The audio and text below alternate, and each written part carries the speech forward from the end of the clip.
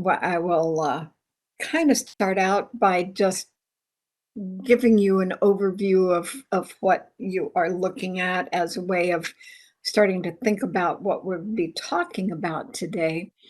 Um, a few years ago, I had a faculty member who used a similar graphic to this in a course I was working on with him to help him build.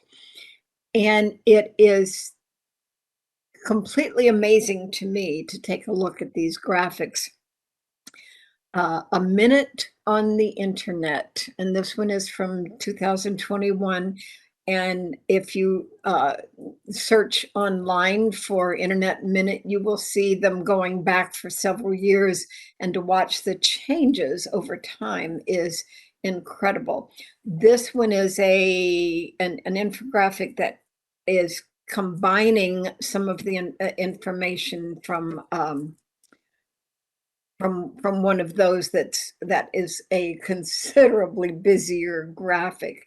So take a look at what you're seeing, how many emails are sent in a minute, how many hours of YouTube are uploaded in a minute. And I think the other graphic tells how much time is spent. I mean, how much how many viewers in a minute.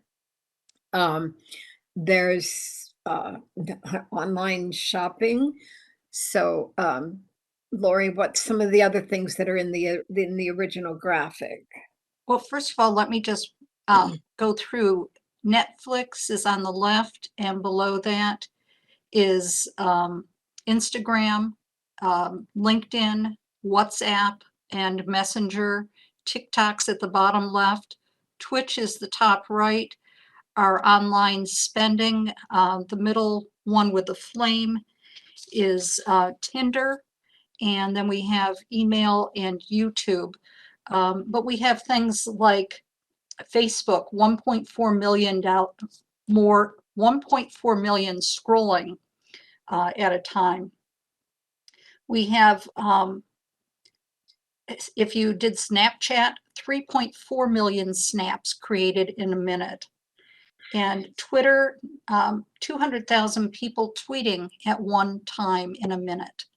So we've got a lot of different types of things going on in that 1 minute from a social media standpoint. Yeah, it's pretty amazing, isn't it? And so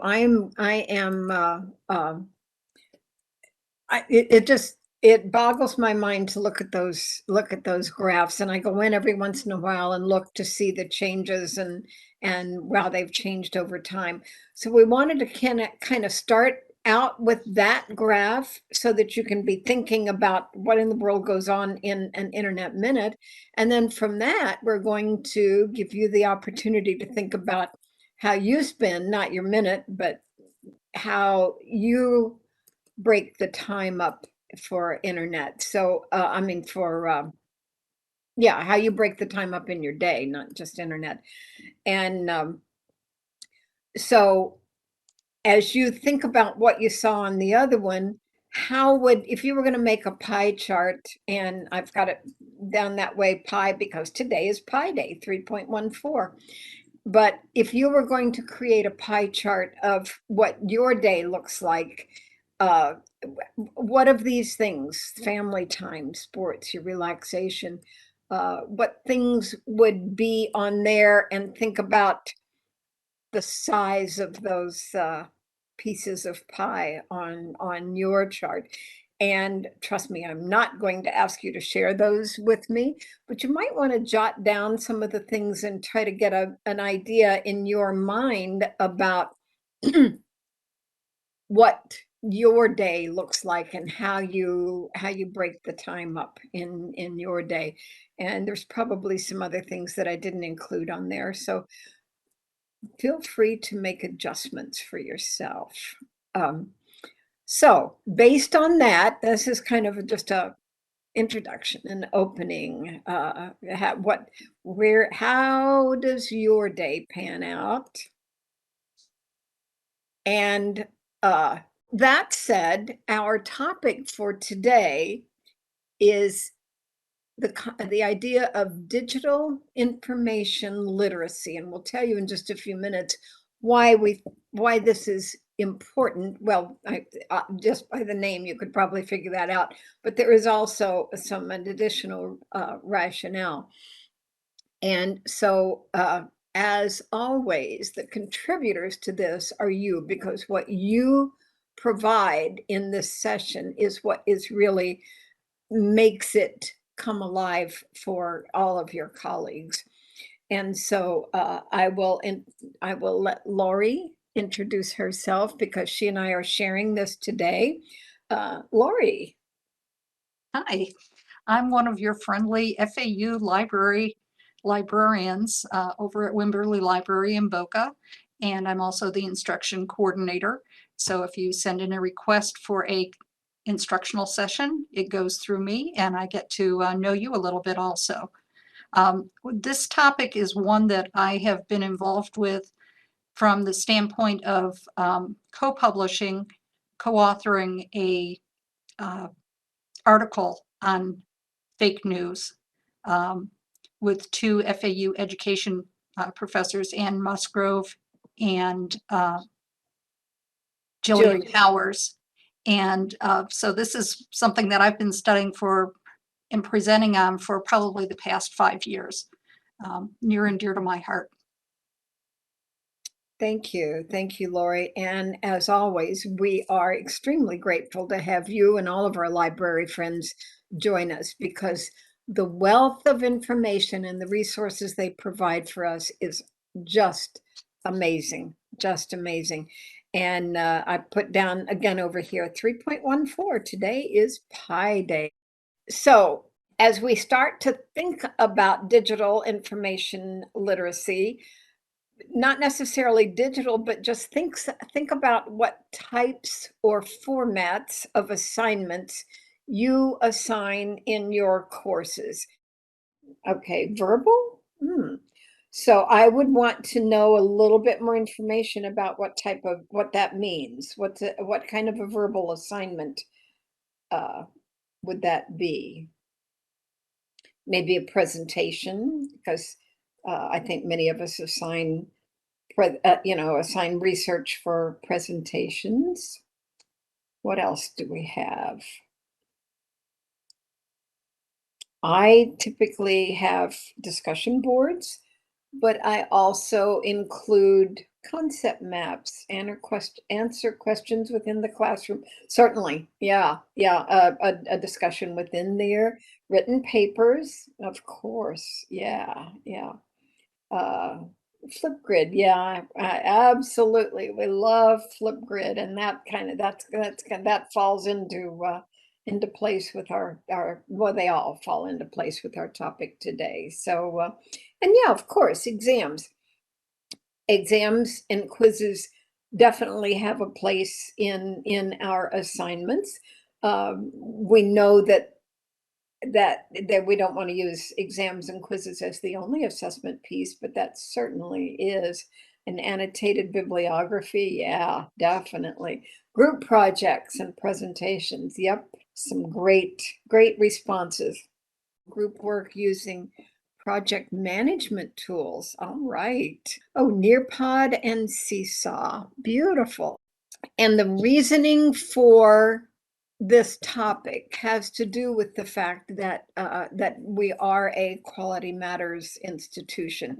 And this is directly from part of the mission statement from Quality Matters, is that they support what we are doing in our online courses. But Quality Matters organization is, we do an internal review for the courses that go through our department, and then many of them also go out to Quality Matters for the next level of review. And so we're going to be talking about Quality Matters for a specific reason. What made us think that we might want to give some additional information on this topic is from the Quality Matters Rubric 6th edition. And the standard 1.6 is that we provide our students with information about computer skills and digital information literacy that is expected of them. That's all clearly stated within our courses and syllabus and wherever else we might want to put it. This is directly from a document that is available to download on the Quality Matters website. This is a specific component from that standard 1.6. And this information, I reached out to Quality Matters for permission to share with you today because it is from the annotation, not from that document that I showed you.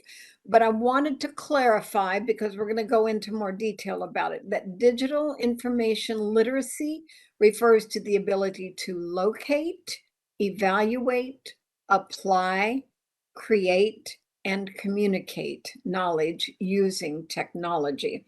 And so this quotation is used from with written permission from Quality Matters to share with you today so that we could elaborate on that. And I wanted you to know that we definitely did. And that is from their documents. So we wanted to clarify, because I know in my case, I may not be as clear with that when I'm building my own courses. So we wanted to give us all some opportunities on how to go about clarifying that information. Okay, and so Lauri, what is NAMLI? Is that how you pronounce Yeah, it? NAMLI is how I pronounce it, the National Association for Media Literacy Education. And I was not familiar with this until I was in a presentation by Project Look Sharp, which we'll talk about later. And I happened to meet the executive director of NAMLI. And she introduced me to the wealth of information that they have there. And they function principally to be able to help people be able to become media literate. And so they have their own set of definitions. And probably every group that you look at is going to have slightly different definitions, just like we saw with QM. NAMLI says that media is any medium used to transmit messages. So it's not just an audio-visual kind of media. It could include text, it could include images, and that's a lot of what we're seeing now as far as media literacy. And literacy being the ability to synthesize and to analyze the messages. And we see a lot of that. That's relating back to critical thinking.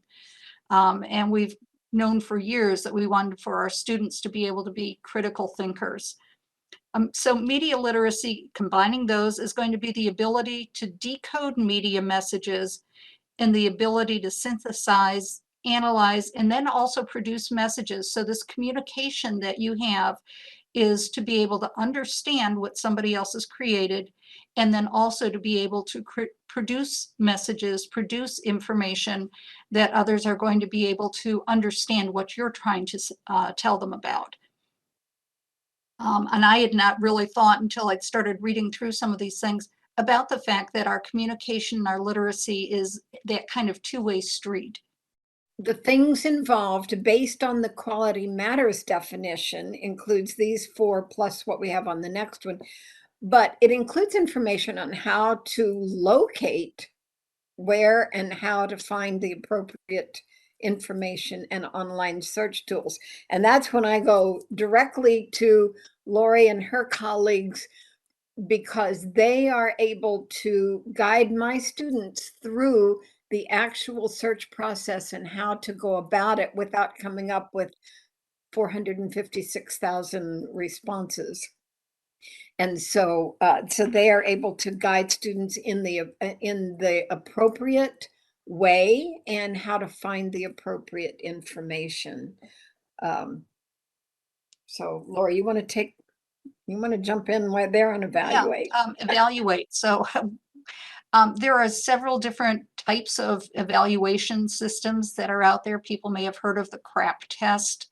There's another one, they all different acronyms, but basically it's being able to take a look at what you have in front of you, do some fact checking, because we know that we cannot necessarily take everything at face value, analyze what we've had in front of it, determine the credibility, and be able to have the tools to be able to make those kinds of determinations. So that evaluation component is a huge factor, even if you're just doing a regular Google search and you come up with information on a website and being able to find out, is that a credible website?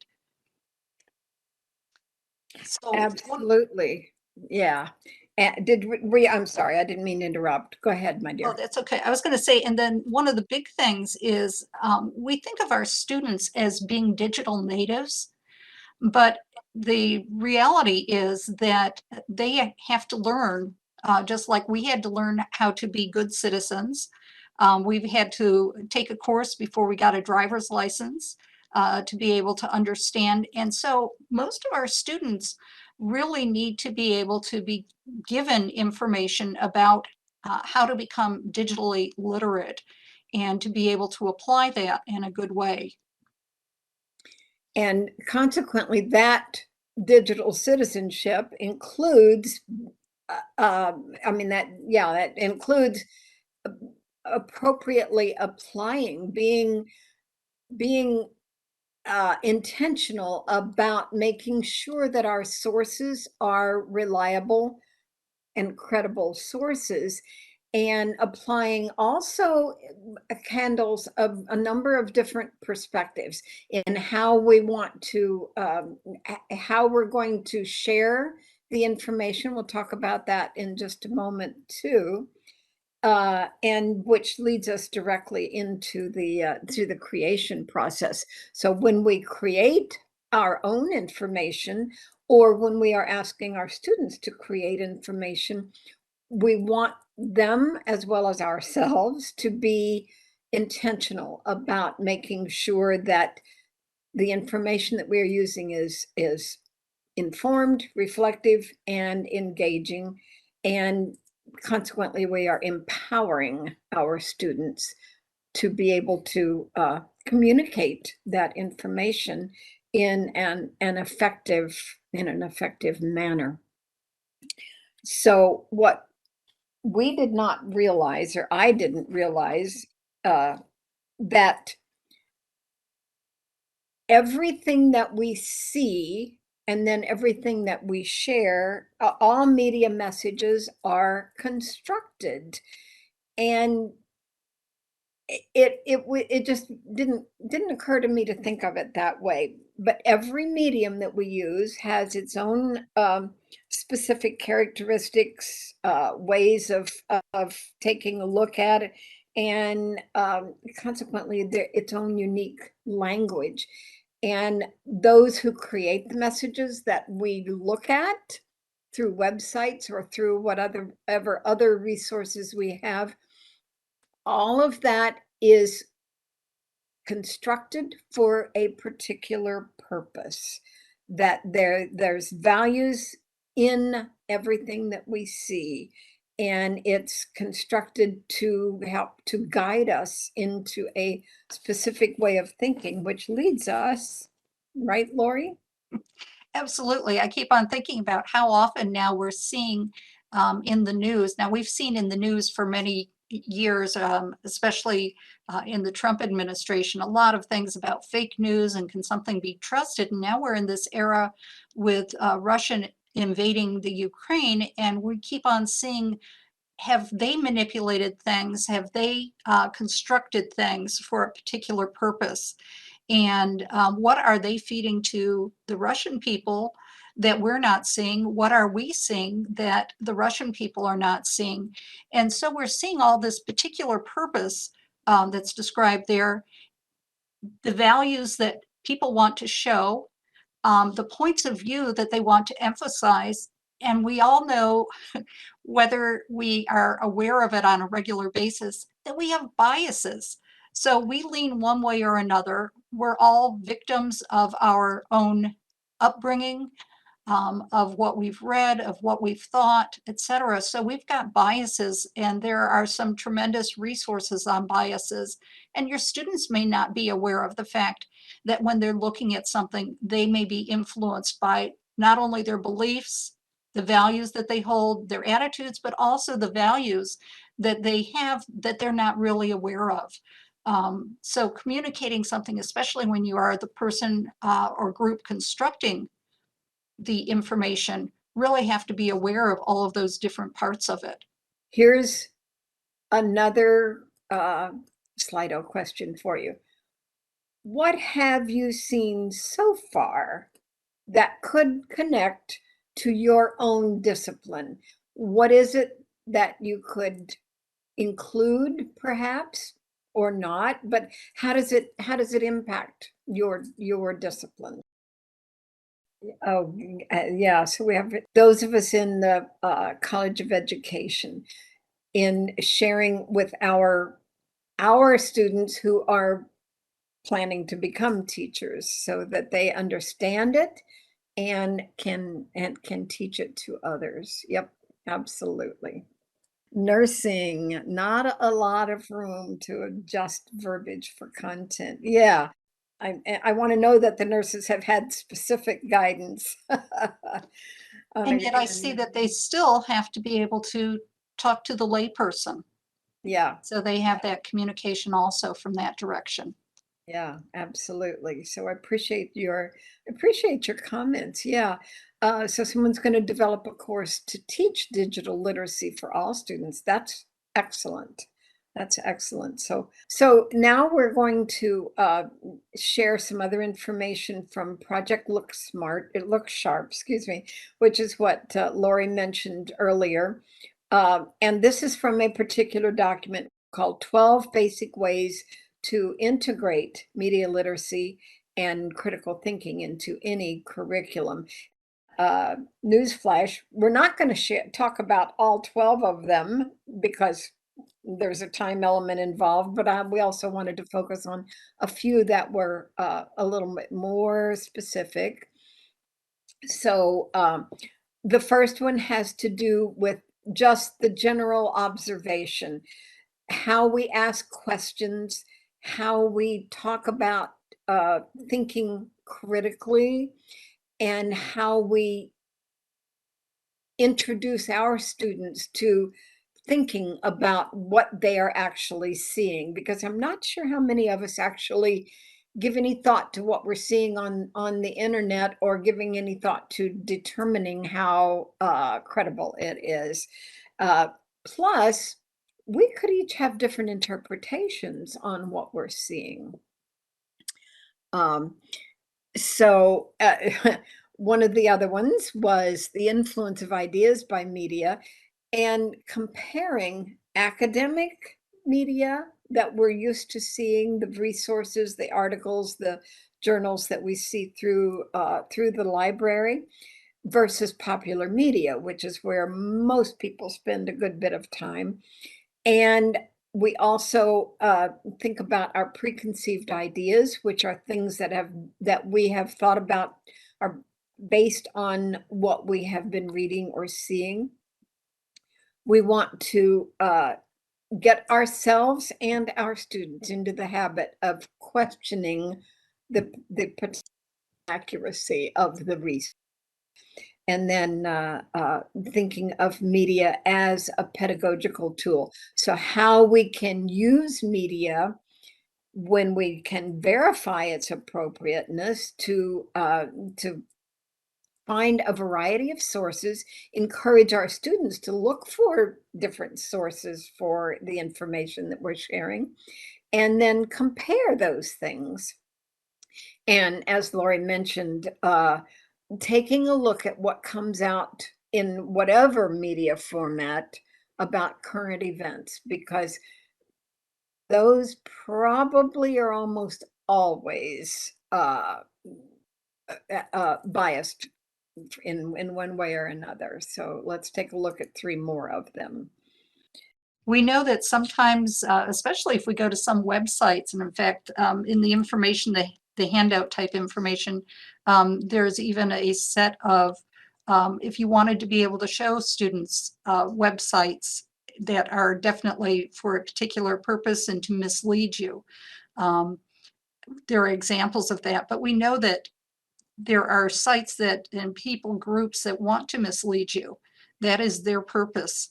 They may use selective statistics, so only showing part of things instead of the whole, and setting stereotypes.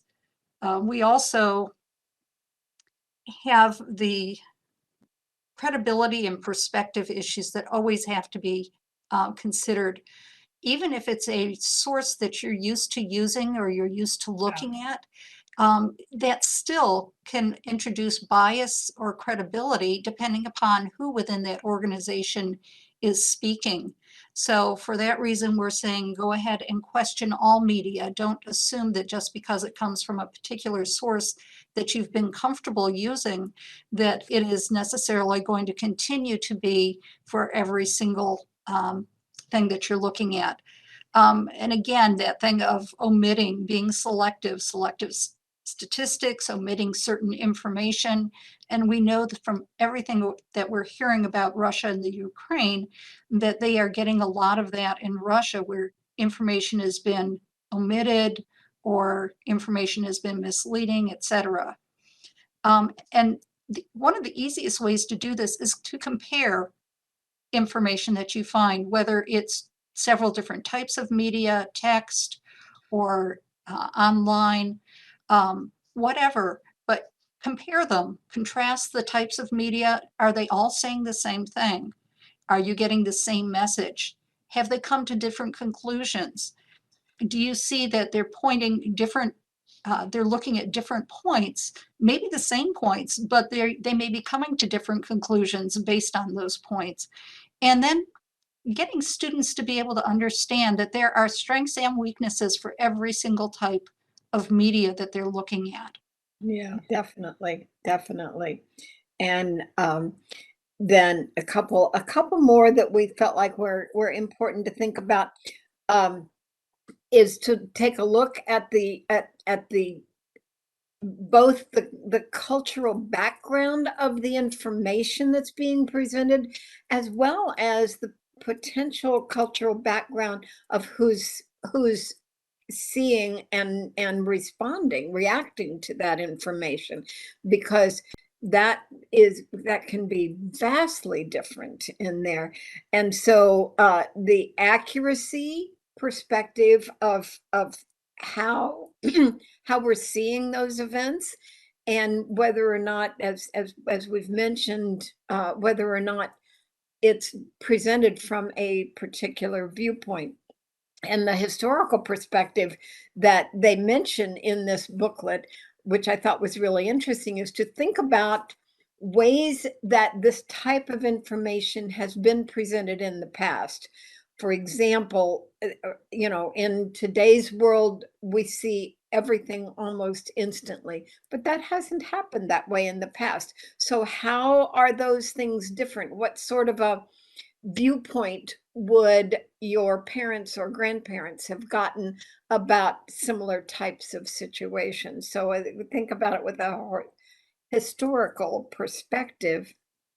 Judy, And I again, also I yeah, also see it as us having a lot of international students, yes, and they're going absolutely. to have different perspectives even on events that have taken place here in the US if Yes, they have gotten other news sources. And so just knowing where that news source comes from is a huge thing for knowing what they've actually seen. absolutely.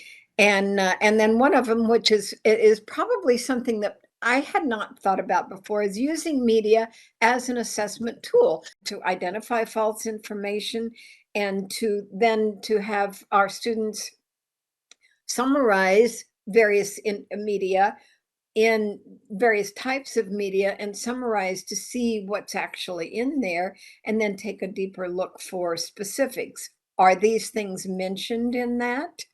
And then the final one that I feel like is a really important piece of what we do and what we encourage our students as well as our university, our institution, is to be consciously aware of the community connection. Community projects, evaluating things that take place in the community, doing community service, and thinking about how that type of information is both presented and received.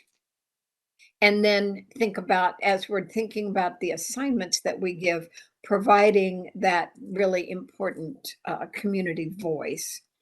I just keep on thinking about our community is made up of so many different people with so many different backgrounds. And the more that we're involved in being able to understand other people's backgrounds, their perceptions, Yeah. and work together when we have our students working together in projects, that Yes. becomes something where they learn each other's points of view and backgrounds that we might not necessarily consider is going to influence their working together. Absolutely, absolutely. So that takes us to our next Slido. And we would like for you, now that we've talked about various components, to take a deeper dive. Think about one assignment rather, that you give that could be adjusted to include a little bit more of a digital literacy component. Yeah, so the research perspective, to evaluate the source and the influences on the publication or blog. Approaches to culturally responsive research rather than a discussion board. Yeah, absolutely. Think about how it will impact. I love that. Yeah, I think that one of the things that we can put in assignments is making sure that students understand more about their biases, that they Yeah. understand what they're reading will contain biases. And a lot of these are not intentional. So library would like to be heard from here. Um, Association of College and Research Libraries is part of the American Library Association. And as you might assume, it works with college and research libraries. They've put together a framework for information literacy for higher ed. There's also a sandbox that contains ideas for how to use information literacy in higher ed. Just think of it as kind of OER type information. ALA also has the media literacy education in libraries for adult audiences. And those are things you may want to take a look at too. They'll give you additional perspectives. As a kind of a wrap up, we wanted you to think about the impact on the student experience. And when we create these assignments with the student perspective in mind, and with the idea of guiding them through the digital literacy, digital information literacy piece, to help them have a better understanding and be able to be a little bit more of a critical thinker on this, the critical thinking skills. And then also, and which is just something that, again, I had not thought about till I started reading this information, learning to construct media with intent. And again, when we go back to our basic definition of media, that's anything. It can be assignments, it can be written documents, it can be images, it can be an infographic, it can, whatever is all media. And so based on that, we are going to take our students into a better perspective about their own learning and being better engaged with the information. And with that, I will take us to the a quick overview of the reference page of some of the things that we have used. I will indicate also in the digital literacy resources information, there is a great guide on critical thinking, a handout that's printable. And also there's information about getting information and verifying information on Ukraine and Russia, which is something that your students may be asking you about. Yeah, definitely, definitely. And um, the idea that so much of what we're seeing may not be accurate. Some of the things that Lauri has shared with me were indicated that there were images out there from several years ago that had nothing to do with what's going on now, but it was presented as a way of sensationalizing the information. So that said, thank you so much, Lauri, and for joining us and for sharing your unbelievable wealth of information with us. And thank each of you for joining us today and spending your time today with us. Thank you.